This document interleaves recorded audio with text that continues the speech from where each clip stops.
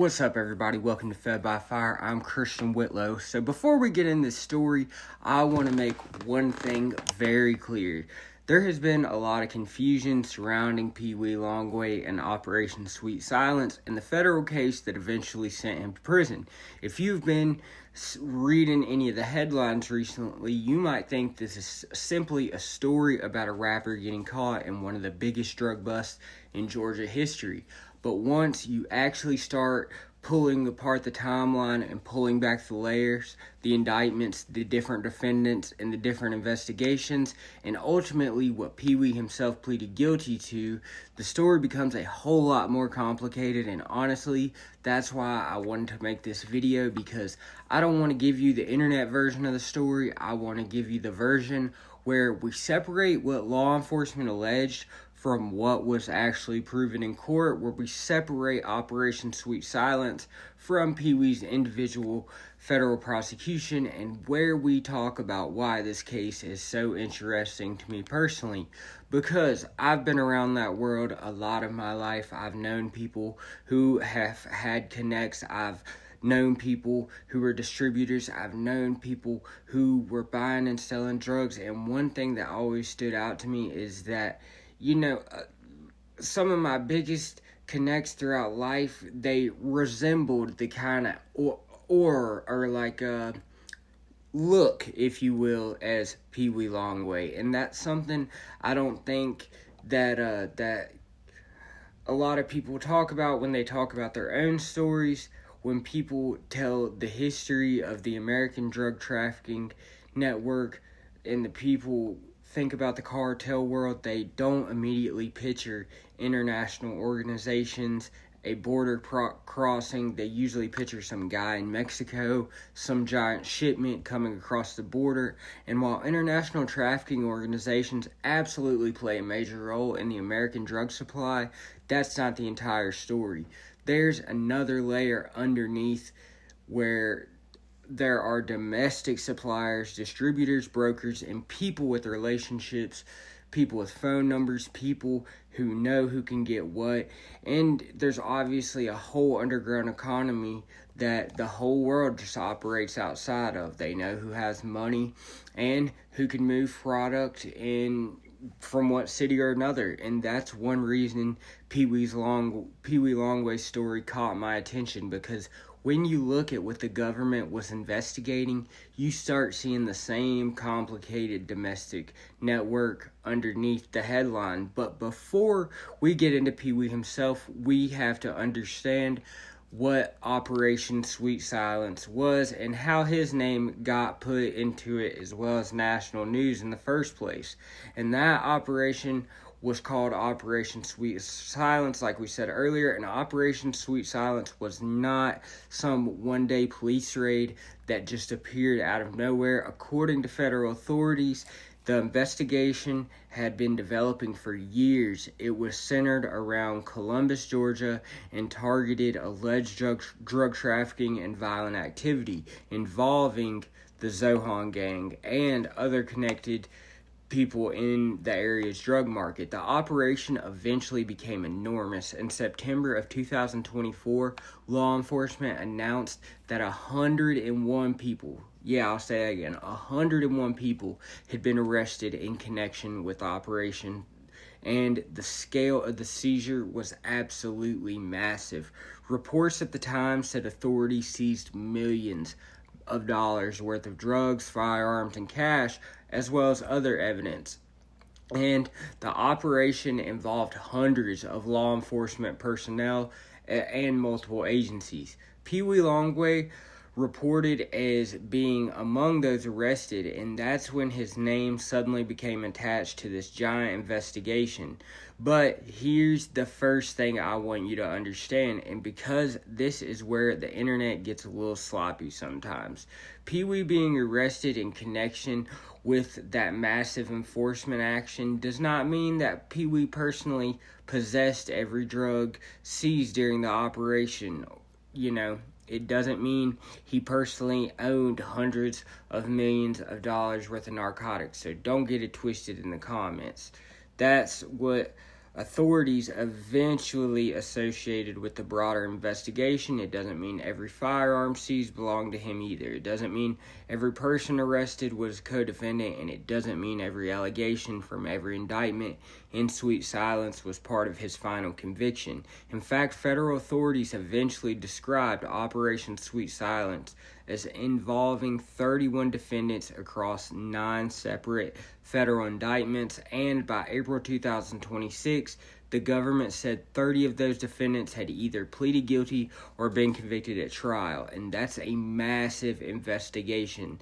But it is not the same thing as saying all 31 people were on one single conspiracy with identical roles, and that's important because if you are making a true crime or federal case video, you have to understand that an operation can be an umbrella for multiple investigations, multiple indictments, and multiple defendants. The government can be investigating a broader criminal ecosystem while, charging different people in separate cases.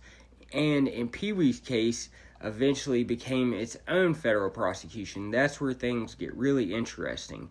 Peewee Longway, whose real name is Quincy Lamont Williams, was already an established figure in Atlanta hip-hop.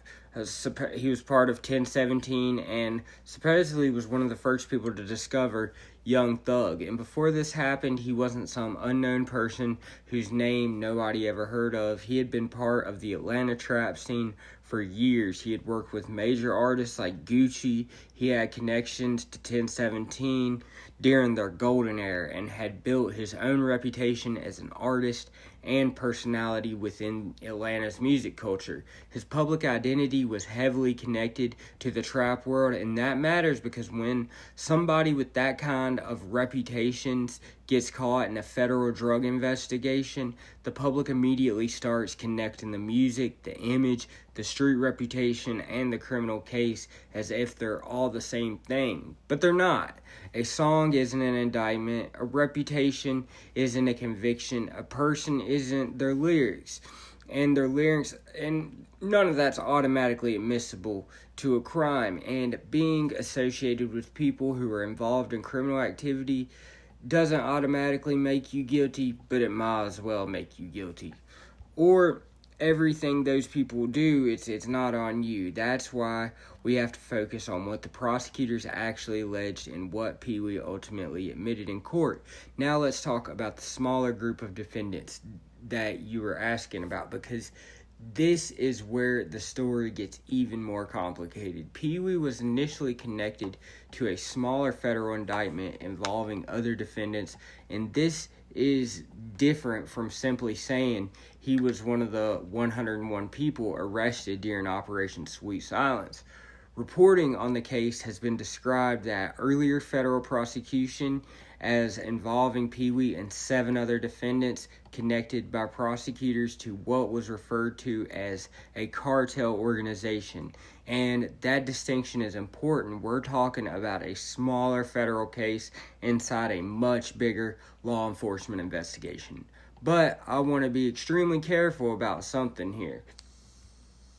There are names and allegations floating around online that people attribute those 7 co-defendants, and I'm not going to sit here and turn every internet claim into a fact. If the court record established a particular person's role, that's one thing. If prosecutors allege something, we can say prosecutors alleged it. If someone was actually convicted of something, we can say that, but I'm not going to take any unverified social media post and tell you that somebody committed a crime just because somebody on the internet said that shit. That's not how it works around here.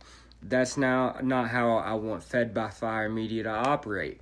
We can tell the story without making stuff up. And honestly, the structure of the case is interesting as fuck without doing that. Because one of the biggest things you learn when you start studying a federal drug conspiracies is that everybody isn't necessarily on the same level. There can be people supplying the drugs, people distributing the drugs, and people arranging transactions, people storing drugs, and everybody's got their role. The people handling the money, communicating with the suppliers, and people who simply are connected to the network in one particular way. The government's job is to prove those relationships and agreements that make up the conspiracy, and the defense's job is to challenge the government's interpretation of those relationships. That is why the same case can contain people who eventually receive very different sentences. In the broader sweet silence prosecution, that's exactly what happened. Federal authorities have reported defendants receiving sentences ranging from probation or relatively short prison terms all the way up to decades in federal prison.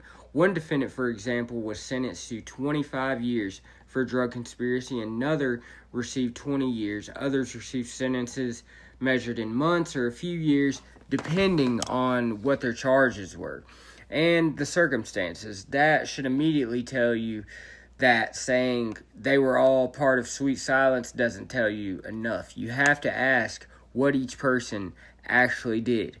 And that's what the government has proved. That's where Peewee's case becomes much narrower than the original headline. In October 2025, federal prosecutors brought a 5-count indictment specifically against Peewee Longway. According to the reporting based on the court documents, the case included drug and firearms allegations. Prosecutors alleged that approximately 3,000 Fetty pills, 6 firearms were found at a studio associated with Longway, and that additional firearms were recovered at his residence. Prosecutors also relayed communications and evidence concerning a ICE transaction. One of the most significant allegations involved approximately 4 keys, and I want to emphasize that word, allegation. There were government's allegations in the case. The final conviction is determined by what was admitted or proven in court, obviously, not simply by what prosecutors put into the indictment. But this is where people sometimes get confused about federal cases and indictments. An indictment's not a conviction. An indictment is the government's accusation. It tells you what prosecutors believe they can prove, but the defendant can fight it. Charges can be dismissed. Charges can be reduced. It all plays out differently. A defendant can plead guilty to some counts while others disappeared. Ultimately, what happened with Peewee, he did not go to trial on all 5 counts. Instead, in April 2026, he pleaded guilty to conspiracy with intent to distribute a controlled substance and possession of a firearm by a convicted felon, as well as 3 other counts were dismissed, though, as part of the plea agreement. The distinction matters, though, tremendously, because if you're telling somebody Peewee was charged with 5 counts, that's accurate. If you're telling somebody Peewee was convicted of 5 counts, that's not accurate. He pleaded guilty to 2. There were 3 dismissed, and on July 9th, 2026, the judge sentenced him to 120 months in federal prison. That's 10 years, which I think is not bad for 4 keys at all. The sentences for the 2 counts run concurrently with the other, and he is also subject to supervised release, of course, after his prison term. Now let's step backwards for a minute and talk about why the federal government is even interested in this network, because this is where my own experience comes into the story. When I was around that world, you would hear about connects all the time.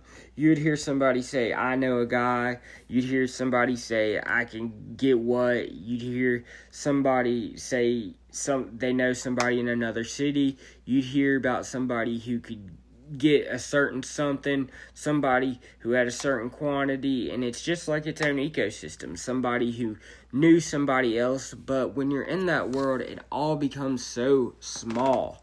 And if you weren't careful, you would start thinking like the drug market as a bunch of isolated transactions, but it isn't. It's a network, and that's what investigators look for. They look for the network. They look for repeated communications. They look for relationships. They look for transactions. They look for movement. They look for the money trail, and they look for locations. They look for people who keep appearing in the same conversations, whose names keep coming up. And when investigators find enough of those connections, they can start building a conspiracy case. And that is one of the reasons I think people underestimate federal investigations. I don't, obviously, from where, I've seen a lot of people say they have that 90% success rate, but who knows what those stats are based on. A street-level arrest might be about what you have in your pocket at one particular moment. A conspiracy investigation can be about constant reoccurring things over months, years of relationships, and that's a completely different animal. Imagine investigators already have a target in Houston. They believe that person is supplying drugs. They start watching communications. They start identifying people in Atlanta. They start identifying numbers. They start identifying locations, license plates. They start identifying transactions. They start identifying people who repeatedly communicate with the supplier. And eventually the investigations start branching outward. And that doesn't automatically mean every person involved is guilty of a crime, but it gives investigators leads and a pretty good idea of what's going on. That's the part that makes Peewee's story so interesting. According to the reporting on his case, prosecutors connected him to an alleged supplier relationship involving drugs moving between Houston and Atlanta. Again, that does not mean every allegation surrounding that supplier was automatically Peewee's conduct. It means the government saw the connection within the broader drug network, and then you have the studio. That's another key detail that stands out. A recording studio is supposed to be a place where music is made, obviously, not a stash, But prosecutors allege that his studio that was associated with Peewee was also connected to drugs and firearms. And if you're a federal prosecutor, that's the kind of location that can become very important in a case, because a location can potentially connect people, communications, physical evidence, and transactions together. But again, the important question is not just about what was found. The important question is who controlled what, who possessed what, who knew what, and what could be proven. That's why the firearm charge is so significant. Peewee was already convicted of what he pleaded guilty to, possessing a firearm as a convicted felon, and that isn't just a rumor or allegation. That remained unresolved, and that's one of the charges he's actually admitted. And this is another area where federal law can become extremely serious. Someone with prior felony convictions, facing major federal consequences, there's gonna be consequences for possessing that firearm. In Peewee's case, that charge can be part of the plea that ultimately produced the 10-year sentence. Now, I hope when he gets out, we see some more of his music. I thought he was a talented guy, and let this be, a tale to everyone. You can't have one foot in the music game and one foot in the drug game. He had it all. He had the success. He had the features, and he just couldn't stay away from the streets. Now let's talk about the perks, the Fetty he was caught with, because this is where modern drug market makes the story even darker, and that was another thing he was caught with. But let's see what happens after Peewee gets out. Another thing I thought was crazy was him writing a letter to the judge asking for only 10 years. But I'm a huge fan of Peewee. I'm praying for him, and I hope when he gets out we see some of his music. Ultimately, I think he got off good with the 10 years and his cartel involvement. Thanks for watching. I'll see you on the next one.